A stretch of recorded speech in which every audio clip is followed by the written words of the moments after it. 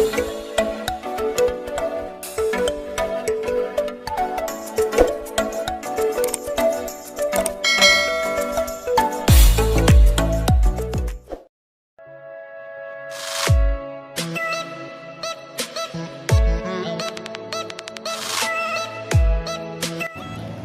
guys, nandito ako sa Ayala Mall sa Asiana. Napadaan ako dito sa CBD Furniture. May nakita akong magandang kama dito eh. Ito, mukha siyang kotse. Napakaganda. Nakakatawa. Parang Lamborghini. Ang galing oh. Nasa 1.2 million daw yung halaga nito. Ang galing, nakakatawa. Bye guys.